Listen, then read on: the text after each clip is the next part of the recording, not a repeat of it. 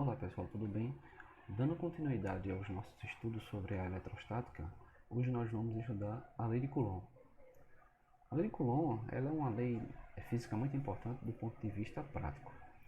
Com ela a gente pode entender qual é o comportamento com relação à dinâmica dos objetos que estão submetidos a interações elétricas. Então na aula de hoje, o que a gente vai aprender? A gente vai aprender a usar a lei de Coulomb, propriamente dito, separando as forças, entendendo como é que as cargas elétricas interagem de acordo com essa lei, e entender os conceitos de vetores aplicados à lei de Coulomb, para que a gente possa assim entender o que a gente chama de força elétrica resultante. Então a lei de Coulomb ela foi uma lei descoberta devido a experiências de Charles Auguste Coulomb usando balanças de torção, e ele verificou o seguinte: a magnitude da força elétrica entre duas cargas pontuais é diretamente proporcional ao produto entre essas cargas, ao valor da carga elétrica que cada uma possui, e é inversamente proporcional ao quadrado da distância entre eles. Então a gente pode simplificar assim, né? Que a força elétrica simplesmente é o produto entre as cargas. Eu estou colocando entre módulo, porque para mim aqui o sinal da carga para a força não vai ser importante, mas sim para o sentido da força, tá? Dividido pela distância ao quadrado. Essa constante que aparece aqui, chamada de constante eletrostática no vácuo, ela tem um valor fixo para nós, como é o vácuo, que vai ser de 9 vezes 10 elevado a 9. Há uma outra maneira de escrever essa constante, que eu vou mostrar em uma outra aula, um pouco mais avançada do que essa, que é utilizando a permeabilidade elétrica no vácuo, mas não nessa aula. Então vamos aplicar a lei de Coulomb a alguns exercícios práticos. Então, primeiro, determine o módulo da força de interação entre duas partículas eletrizadas, uma positiva e outra negativa, sendo elas 4 microcoulombs e menos 3 microcoulombs, estando elas no vácuo a uma distância de 6 cm uma da outra. Lembre-se sobre os submúltiplos, tá? Esse micro significa 10 elevado a menos 6, e eu não posso dar distância em centímetros, tá? Tem que ser dado em metros. Então, se eu for utilizar a lei de Coulomb para encontrar o valor da força de interação entre eles, já sei que a força é uma força de atração, porque as cargas possuem sinais diferentes, e cargas que possuem sinais diferentes, elas tendem a se atrair, e cargas que possuem sinais iguais, elas tendem a se repelir, de acordo com a lei de Coulomb, tá? Então vamos lá. Se eu for usar a lei de Coulomb, diz o seguinte: a força é o produto entre as cargas dividido pela distância ao quadrado. Lembre-se, distância em metros, tá? O valor da constante eletrostática, para os nossos problemas, a gente sempre vai usar 9 vezes 10 elevado a nona. Então vai ficar assim, ó, o valor da constante, 9 vezes 10 elevado a nona. O valor da primeira carga, 4 vezes 10 elevado a menos 6, que é o valor do submúltiplo, tá? O micro. E o segundo, olha, 3 vezes 10 a menos 6, que é referente a essa carga. O menos 3 eu não uso porque aqui está em módulo, tá? E transformar de centímetros para metros, basta você dividir por 100. E dividir por 100 é o mesmo que multiplicar por 10 elevado a menos 2. Tudo isso ao quadrado, tá? Então, olha, resolvendo esse 9 vezes 4 vezes 3, a gente encontra 108. 6 ao quadrado é 36. Menos 2 vezes 2 aqui, ó, vai dar menos 4. E aí eu juntei as potências, ó. 9 menos 6 menos 6. Juntando vai ficar assim. Eu faço 108 dividido por 36, isso vai dar 3. E aí eu passo essa potência para cá com o sinal trocado, ó. Esse expoente vai passar a ser mais. E aí, resumindo tudo isso, encontramos 3 vezes 10 a primeira. Aqui eu poderia ter escrito como 30 também, tá, gente? Também estaria certo. Vamos para um problema número 2. Três pequenas esferas carregadas de cargas de mesmo módulo, gente, quer dizer que ela tem o mesmo valor, tá? Não quer dizer que elas tenham o mesmo sinal, não. Sendo A e B, sendo A positiva e B negativa, essas duas são positivo e negativo, e a terceira C negativa. Estão presas na superfície, nos vértices de um triângulo equilátero. No instante em que elas são soltas, a direção e o sentido das suas acelerações serão mais bem representadas pelo esquema, tá? Aqui eu coloquei as alternativas que poderiam ser, tá? Mas para a gente poder fazer esse problema, eu tenho que desenhar o que ele falou para mim. A positivo, B e C negativos. Vamos lá, vai ficar assim, ó. A positivo, B e C negativos. Vamos representar os vetores de interação. Os que tiverem sinais iguais se repelem, os que tiverem sinais diferentes se atraem. Então vai ficar assim, ó. A e C se atraem. C e B se repelem. A e B se atraem. Então, vetorialmente falando, usando a regra do paralelograma, completando as figuras, olha, eu tenho a força de interação resultante em a força de interação resultante em C e a força de interação resultante em B. Então, a figura que melhor representa para mim, ó, A para baixo, C inclinado para a esquerda e B inclinado para a direita, subindo, tá? Ambos os casos B e C. A gente encontra como alternativa a letra B. Ok? Problema simples, fácil, de aplicação vetorial utilizando a lei de Coulomb. Problema número 3. Eu coloquei o título dele assim em vermelho porque é um problema um pouco mais trabalhoso, tá?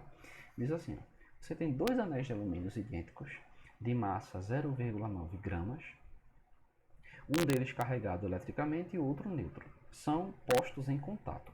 Lembre-se, quando existe o contato, a gente precisa tirar uma média aritmética entre o valor das cargas, tá? Em seguida, os anéis são colocados em um pino vertical isolante, montado em uma haste também isolante. Nessas condições, o anel superior flutua sobre o inferior, mantendo-se a uma distância fixa de 1 centímetro. Aí ele diz o valor da constante eletrostática e pergunta a você, calcule a carga inicial depositada sobre o anel eletrizado em coulombs. Então vamos lá. Se eu for idealizar o problema, seria assim, ó. Eu teria a força elétrica empurrando o objeto, ambos os objetos para cima, e a força-peso impulsionando-os para baixo. O objeto fica em equilíbrio, ou seja, ele fica flutuando de maneira estática, porque essas forças têm o mesmo módulo. O valor da força que sobe tem que ser o mesmo valor da força que desce. E também, como os corpos são colocados em contato, se eu não sei o valor da carga inicial que o primeiro tinha, eu chamo de Q, então eu preciso fazer Q mais zero, que é o valor da carga que o outro tinha inicialmente neutro. Q mais zero dividido por 2. Então, inicialmente, após o contato, cada um deles vai ficar com a carga Q dividido por 2. E daí vamos lá, ó. A força elétrica tem que ser igual ao peso. E daí eu substituo as fórmulas, ó. Fórmula da força elétrica, fórmula da força peso. O que eu faço agora? Como Q1 e Q2 valem Q sobre 2, eu substituo isso. Simplifico o máximo que eu puder. E vai ficar, ó, Q vezes Q vai dar Q ao quadrado e 2 vezes 2 vai dar 4. Como eles estão no denominador, eles passam para cá. O que eu faço agora? Eu vou isolar o Q quadrado, porque é isso que ele pergunta a mim. Quem é a carga Q? Isolando, ó. O que eu faço? Passo o 4 e o D quadrado para o outro lado, multiplicando. Vai ficar aqui o 4D quadrado mg. E esse K eu passo para o outro lado da equação dividindo. Como aqui eu tenho um quadrado, eu vou passar em forma de raiz. Vai ficar dessa forma. Então os termos que possuem raiz quadrada aqui é o 4 e o D ao quadrado. A raiz de 4 é o número 2 e a raiz do D ao quadrado é o próprio D. Aí vai ficar dessa forma.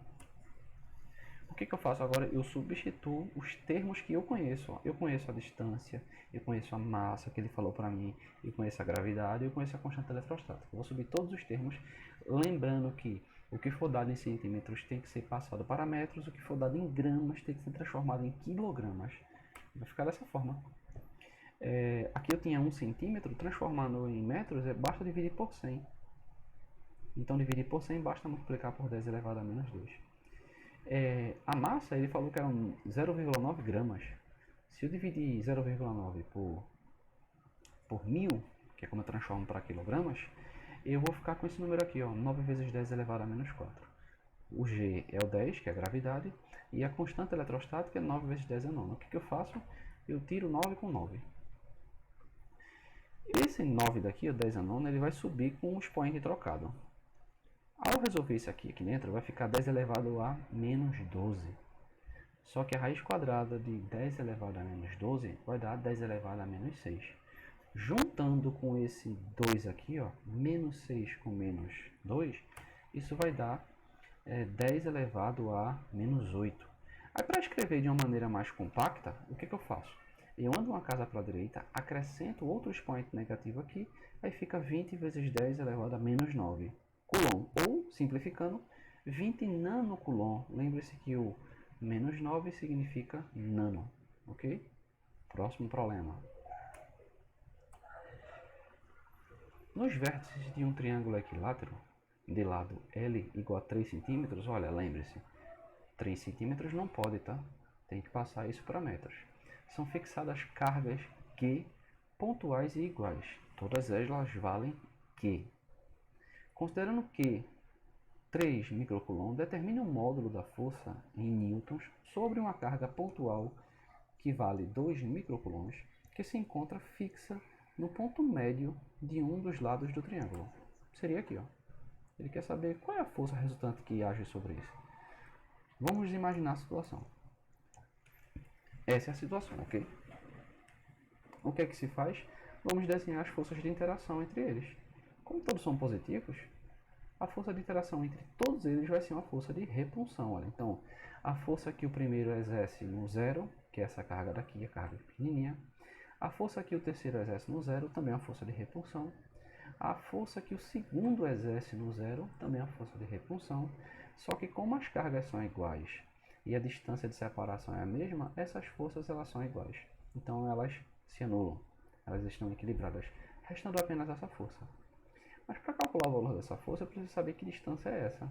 E vai ser simples, porque eu uso o teorema de Pitágoras. Conheço a hipotenusa, conheço essa distância aqui, que seria metade disso, já que é um equilátero. Eu quero saber quem é este cateto. Então aplico o teorema de Pitágoras. Ó. O quadrado da hipotenusa é a soma dos quadrados dos catetos.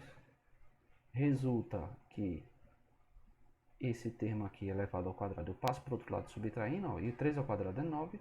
Ao realizar a subtração, eu encontro 6,75. Como está ao quadrado, eu vou passar a raiz. Vai ficar dessa forma. E eu vou lá e aplico a lei de Coulomb. Como as cargas de interação é a carga 2 e a carga 0, vai ficar ó, constante, carga 2, carga 0, x ao quadrado, no qual x é a distância de separação entre a carga 2 e a carga 0. Ó, constante eletrostática, 9 vezes 10 a nona. Carga do segundo objeto.